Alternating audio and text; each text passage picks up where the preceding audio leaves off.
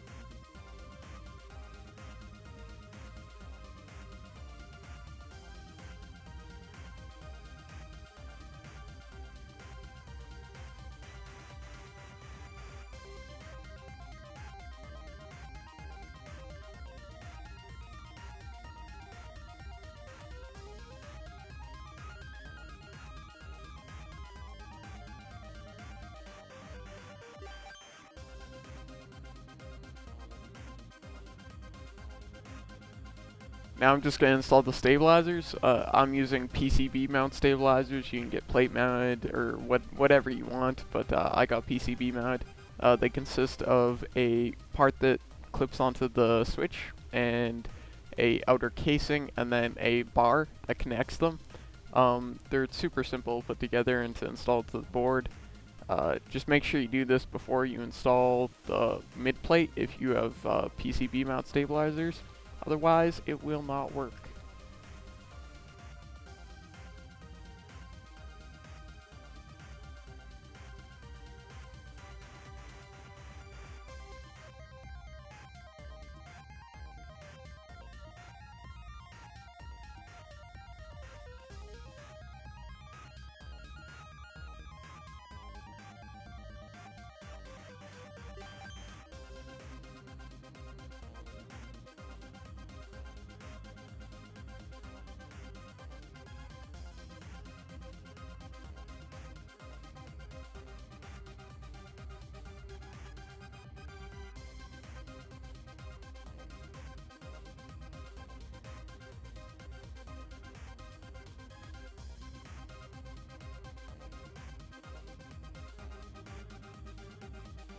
Now that your stabilizers are installed, you're going to want to take your mid plate, install one switch in each corner and maybe one or two in the middle, and solder those on.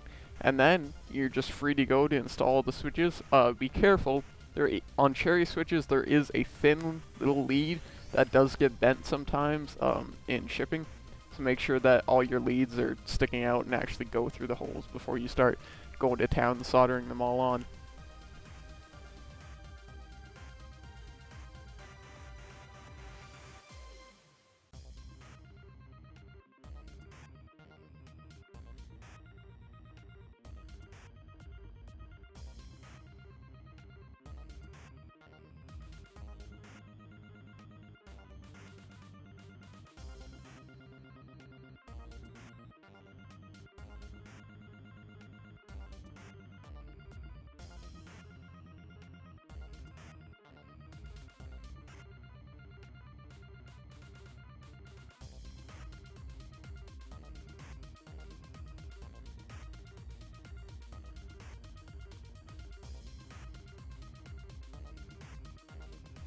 As you can see, I'm using a variety of keys here. All mine are cherry, but you can use whatever brand or colors you want.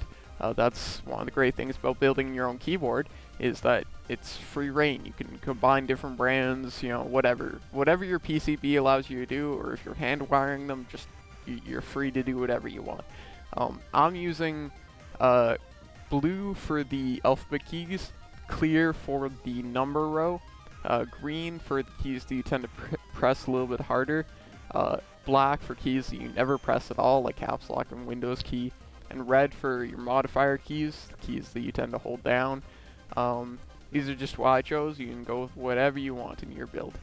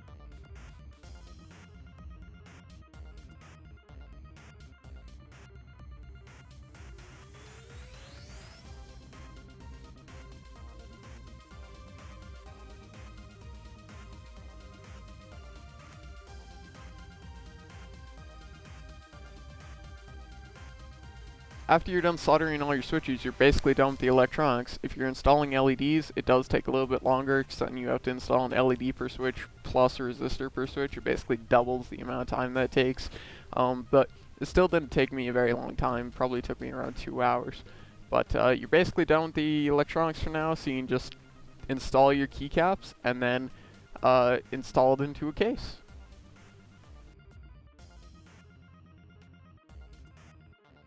The keycaps I chose were mostly PBT. The gray ones are PBT. The darker black ones are ABS. Translucent ones. The PBT ones I got from Massdrop. The ABS ones I got from Max Keyboards, I think. Along with the red WASD switches and the portal control keys. But you can get whatever you want with your own keyboard. Even if it's not a custom keyboard, you can just pop out the switches and pop on some new ones.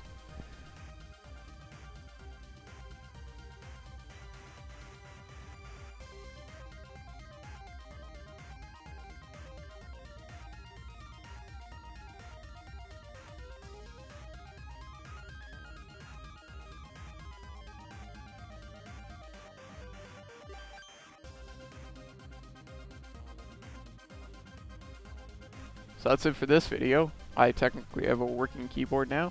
I just don't have a case, but stay tuned for the future when I will be posting a video of me building the case for this thing and finding out whether or not it is actually worth all the money to build your own keyboard.